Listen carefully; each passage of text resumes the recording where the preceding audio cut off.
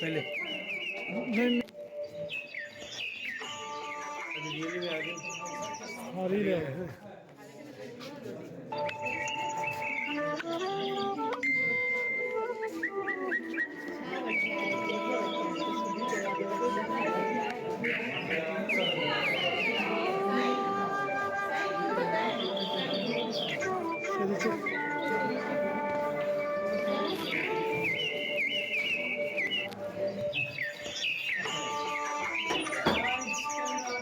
जी Yusuf sir.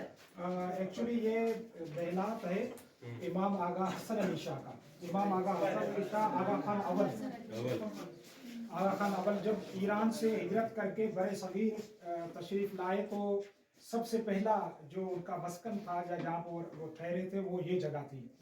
Hyderabad से आए थे। हैदराबाद में वो आर्मी की छावनी थी, वहाँ पे रहे थे कैंट में। और फिर वहां से ये ऊपर हम देखेंगे सिंधु दरिया बिल्कुल साफ ही था, थोड़ा सा पीछे हटा है अभी। तो यहाँ से आए थे वो और यहाँ पे ठहरे थे। उस वक्त वैसे हुकूमत ऑफिशियल तो अंग्रेजों की थी, क्योंकि यहाँ पे ये महलात जो है बना है और इमाम आए हैं यहाँ पे 1843 में। 1843 तो अपने मीरों की, अपने अंग्रेजों की हुकूमत थी। लेकिन कहीं कहीं पे जो मीर थे लोकल, जिनको हम टालपुर कहते हैं, तो वो टालपुर जो थे उनकी कहीं कहीं पे ज्यादा अपने वो थी, वो जो जागीरें थी, उनकी जमीनें थी।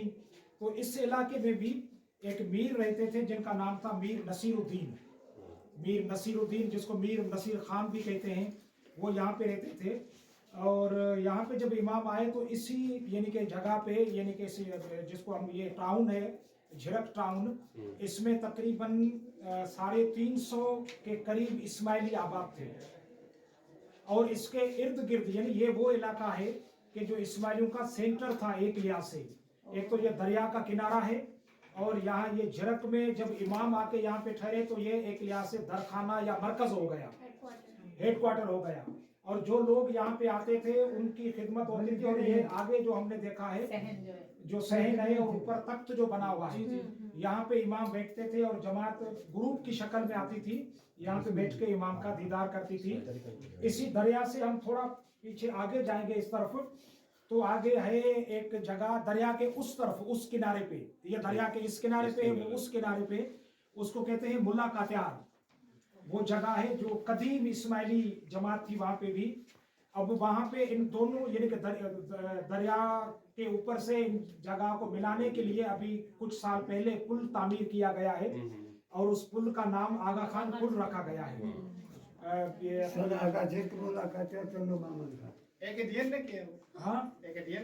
नहीं, गवर्नमेंट सिंध गवर्नमेंट ने तो उसका नाम उन्होंने आगा खान, क्योंकि इस इलाके को ऑफिशियली गवर्नमेंट जो है वो हाजिर इमाम के नाम से, आगा खान आगा हसन अली शाह के नाम से इस पूरे इलाके को याद करते हैं। क्योंकि यहाँ पे ये है तो उस तरफ अपने इस्माइली थे और फिर उसके आगे टंडो मोहम्मद खान का पूरा इलाका है, तो वो सारे इस्माइली वहां पे हैं। और यहाँ पे ये कि उस इलाके में पूरी जमीनें भी इस्माइलियों की है, जमीनें, पहाड़, दरिया सारे हमारे अपने हैं। जैसे नॉर्दर्न एरिया में और गिलगित में होता है या जो रोड के उस तरफ, तो वहां पे है अमीर पीर जहाँ पे इस तरह का दूसरा महल है, बल्कि इससे भी थोड़ा बड़ा होगा, वो है इमाम आगा अली शाह का महलात। इमाम ये हसन अली शाह का, वो आगा अली शाह का। आगा अली शाह काफी अरसा यहाँ पे रहे थे, कराची में भी, यहाँ पे और अमीर पीर पे, तो ये जगह उनके नाम से मंसूब है। और इर्द गिर्द जो लोग रहते थे ठट्टा से, हैदराबाद से, वो दीदार के लिए यहाँ पे आते थे। बंबई से लोग यहाँ पे आते थे इमाम के जब नजराने देने या दीदार करने के लिए। फिर झिरक की जमात जो है वो उनको फैसिलिटेट करती थी यहाँ पे। और जब इमाम झिरक में रहते थे उस वक्त भी ये एक लिहाज से मरकज था, इसलिए कि दरिया था, मरकज था। यहाँ कश्तियों से लोग हैदराबाद, फिर हैदराबाद से इस तरफ, और जो लोग बंबई से या मुख्तलिफ इलाकों से ईरान भी इमाम के प्रोग्राम के लिए, दीदार के लिए जाते थे, तो उनको भी झिरक की जमात फैसिलिटेट करती थी। और झिरक की जमात बड़ी कदीम जमात, आपको मैं 2-3 फैमिलीज के सिर्फ नाम बताता हूं, आप तकरीबन लोग जानते होंगे। वजीर अकबर अली एच करम अली, उनकी फैमिली, उनका खानदान कुटुंब जो है वो असल यहाँ के हैं, झिरक के हैं। और अपने एक्स जो प्रेसिडेंट है नेशनल काउंसिल पाकिस्तान के हाफिज शेर अली, असल यहाँ के हैं, जरक के हैं। उनके जो वालिद साहब थे वो हमारे तरीका बोर्ड के जनरल सेक्रेटरी हुआ करते थे। उस वक्त इस्माइल एसोसिएशन हुआ करती थी। शेर अली, हाफिज शेर अली, वजीर शेर अली ने एक किताब भी लिखी है, सिंधी में वो किताब है। उस किताब का नाम है तारीख इमामत। किसी दौर में सिंध के अंदर जितने भी RECC चलते थे, जिनको सिंधी स्कूल कहते थे उस वक्त, तो उनके अंदर हिस्ट्री के तौर पे उसी किताब को बाकायदा पढ़ाया जाता था जो शेर अली साहब ने लिखी हुई थी, वजीर शेर अली ने। तो उस किताब के अंदर झरक की बहुत बड़ी हिस्ट्री लिखी हुई है। और इस वक्त जो डॉक्टर दफ्तरी साहब ने जो हिस्ट्री लिखी है और 2-3 उसके बाद जो उसने उसमें नजरसानी भी किया है, 1-2 छोटी किताबें भी आई हैं, शॉर्ट हिस्ट्री वगैरह, उनके अंदर आपको ये जरूर मिलेगा कि जो झरक की हिस्ट्री है उसको उसने टच तो किया है लेकिन बहुत ही थोड़ा किया है। और उसके लिए यहाँ पे एक अपने इस्माइली बहुत बड़े स्कॉलर थे, कुछ महीने बल्कि 1 साल 2 साल तकरीबन हो गए हैं, doctor Ghulam Ali Alana, professor Ghulam Ali Alana, जो सिंध यूनिवर्सिटी के वाइस चांसलर भी रह चुके थे और अलामा ओपन यूनिवर्सिटी के भी इस्लामाबाद के वाइस चांसलर। उन्होंने डॉक्टर दफ्तरी को खत लिखा। उन्होंने लिखा कि भाई आपने जो झरक की हिस्ट्री है उस पर बहुत ही कम काम किया है, वो ज्यादा पोर्शन आपने नहीं, इसका जवाब भेजा। और डॉक्टर साहब ने कहा कि बिल्कुल सही है, किसी वजह से मैं इस इलाके को सही तौर पे विजिट नहीं कर पाया, इसलिए जो चीजें मुझे मिली वो मैंने लिखी हैं, लेकिन आइंदा मैं इस पे काफी बहुत ज्यादा रिसर्च करके लिखने की कोशिश करूंगा। अब वो जब भी लिखेगा जो भी, लेकिन वो खत मैंने खुद देखा है। अब आपको पता है कि डॉक्टर साहब की जब वफात हुई तो उससे पहले उसने अपनी लाइब्रेरी, बहुत बड़ी लाइब्रेरी थी उनकी, वो लाइब्रेरी उन्होंने IAS को गिफ्ट की, और जिसके जवाब में मौलाना हाजिर इमाम का तालिका भी आया उनके लिए। तो उसमें काफी मीटिंग्स हुई उनके साथ, तो हम होते थे उनके साथ। ये तरीका बोर्ड हैदराबाद के हमारे सेक्रेटरी साहब भी यहाँ पे खड़े हैं, इनको पता है सारा। और वहाँ से IAS के काफी डेलीगेशंस आते थे उनके पास इस तरह मिलने के लिए। तो ये हिस्ट्री है यहाँ की झरक की। फिर झरक में कुछ चीजें ऐसी होती है कि जो हर इलाके में ट्रेडिशन ये है कि कुछ भोजसाती टाइप की चीजें भी होती हैं, 1-2 चीजें यहाँ पे भी हैं। अब उन पे आने से पहले एक और चीज हिस्ट्री की जो अहम चीज है वो ये है कि यहाँ पे जो मैंने मीरों का नाम लिया, मीर नसीरुद्दीन, और फिर मीर नसीरुद्दीन वालों का जो सिपह सालार था आर्मी का, उनका जो चीफ था उस वक्त मीरों की तरफ से, उसका नाम था मीर शेर मोहम्मद खान। यहाँ पे होते थे वो। उनकी इस्माइलियों से अनबन हो गई, इमाम से उनकी जंग हुई थी यहाँ पे, उसको झरक की जंग कहते हैं हिस्ट्री में। कब की बात? ये है 1843-44, ठीक है। तो उसमें जंग हुई थी, उसमें इस्माइली 72 शहीद हुए थे, यानी जितने करबला में शहीद हुए थे इतने इस्माइली। अभी ये हिस्ट्री में है, ये इसका जिक्र डॉक्टर दफ्तरी साहब ने भी किया है, और इसका जिक्र जो है वो शेर अली बिना ने तफसील से किया है। और तीसरी बड़ी अहम शख्सियत है हमारे पाकिस्तान की, हमारे उस्ताद हैं मुमताज ताजुद्दीन सर, उसने जो इस्माइली हिस्ट्री जो लिखी है उसमें भी उसने जिक्र किया है उसका, तो काफी किताबों के अंदर।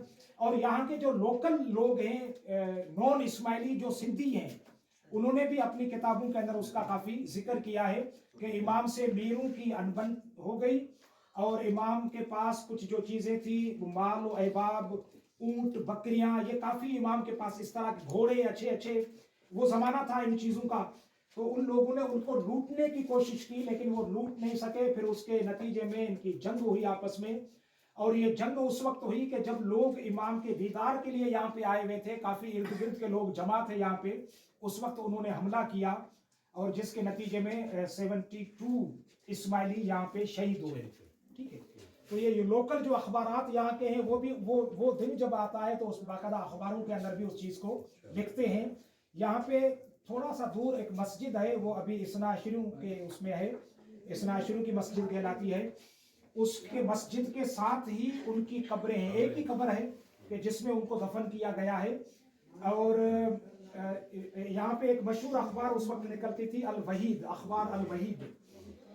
उन्होंने लिखा कि एक दफा मस्जिद को बड़ा करने के हवाले से थोड़ा वो उस जगह को खोदा गया, तो देखा गया कि वो लाशें जो थी, जो मैंने मुआवजे की जो बात की, अब लोग कहते हैं ये कि वो लाशें बिल्कुल उसी पोजीशन में वैसी ही थी। तो ये काफ़ी यहाँ पे मशहूर है, नॉन इस्माइली लोग जो है वो भी इसकी बात करते हैं।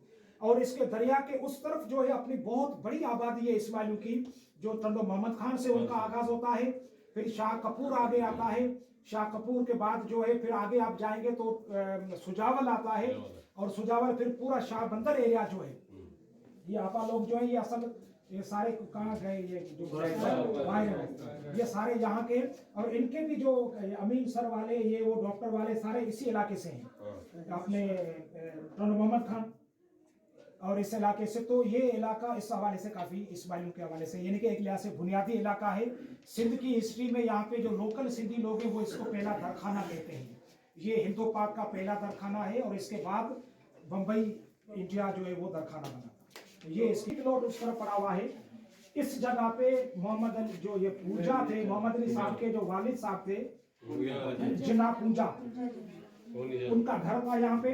मोहम्मद अली, इसके साथ ही उस तरफ आगे थोड़ा सा गवर्नमेंट स्कूल, जहाँ पे मोहम्मद अली साहब ने एडमिशन लिया था इस स्कूल में, और यहाँ के बाद मोहम्मद अली जिन्ना जो है उनका एडमिशन हुआ था मुल्ला कात्यार में, दरिया के उस तरफ। उस वक्त लोग कश्तियों में जाते थे, आजकल तो पुल बन गया है अच्छा सा, तो उस तरफ वो पढ़ते थे। और यहाँ पे कुछ मेरे दोस्त खड़े हैं, स्टूडेंट भी हैं, दोस्त भी हैं, इनको पता है कि गोल्डन जुबली के मौके पे हमने यहाँ पे एक प्रोग्राम किया था ठट्टा में, सिंध थ्रू सेंचुरी। उस प्रोग्राम में हमने इस पूरे इलाके के अंदर जो भी यादाश्तें हैं, जो यादें हैं इस्माइलियों की, उनको एक जगह पे जमा किया था एक मेले की सूरत में। तो हम मुल्ला कात्यार भी गए, हमारे एक बहुत बड़े एक स्कॉलर टाइप के बंदे थे टंडो मोहम्मद खान में, सर अब्दुल मलिक, तो उसके पास हम गए, वो हमें स्कूल में ले गए। वो खुद टीचर थे लेकिन सीनियर टीचर थे, और इस इलाके में काफ़ी उसकी चलती थी। तो वहाँ पे हमने वो स्कूल देखा जिस स्कूल में मोहम्मद अली साहब पढ़े थे। यहाँ पे एक कमेटी है, जहाँ से हम इंटर हुए हैं इसमें, तो वहाँ पे एक बोर्ड भी लगा हुआ है, उस पे लिखा हुआ है कि मोहम्मद अली कायदे आजम मोहम्मद अली जिन्ना जन्म कमेटी, कि उनका जन्म कहाँ पे हुआ है, उस बाकायदा कमेटी बनी हुई है उस पे। यानी ये बहुत बड़ी डिबेट है। असल जो सिंध के लोग हैं वो कहते हैं कि मोहम्मद अली जिन्ना की पैदाश यहाँ झिरक में हुई है, ठीक है। फिर सियासी तौर पे इस पैदाश को ले जाया गया है कराची, ठीक है। आजकल आपको एक लफ्ज सुनने में ये आता होगा, जब कराची में आप जाएंगे तो कोई बंदा ठट्टा से जाएगा, हैदराबाद से जाएगा, तो वो कहेंगे ये सिंध से आया है। ये जो लोकल सिंधी है उनको ये चीज अच्छी नहीं लगती है, वो कहते हैं कि क्या कराची सिंध नहीं है। वहां पे जो हमने एक चीज देखी थी ना, यदि ये सोच है, वहां पे जो हमने देखा चौकुंडी में 2 कब्रें जो शायरों की, उन्होंने कहा कि हमें दफन होना है सिंध के दिल में। उसकी एक वजह ये थी कि कुछ लोग कहते हैं कि कराची सिंध में नहीं है। बोले क्यों नहीं है? कराची सिंध का कैपिटल है, पहले ठट्टा था, अब कराची है, कल हैदराबाद हो सकता है, ठीक है। तो हमें वहां पे ये भी एक सोच है लोकली यहाँ पे। तो कायदे आजम के हवाले से भी ये है कि सियासी तौर पे उसको कराची लाया गया, इस तरह उसको चेंज किया गया, लेकिन एक्चुअली उसकी पैदाइश जो है वो यहाँ पे हुई है, एक ख्याल है।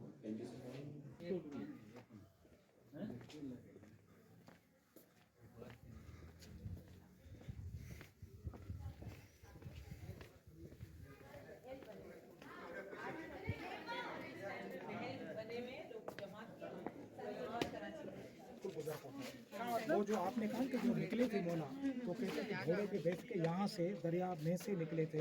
अब ये किताबों में है लिखा हुआ, लेकिन ये कि वो आता मुआवजे के जुमरे में मैं समझता हूँ ऐसा ही कह सकते हैं उसको, कि यहाँ से निकले थे फिर हैदराबाद की तरफ गए थे, जहाँ पे वो है अभी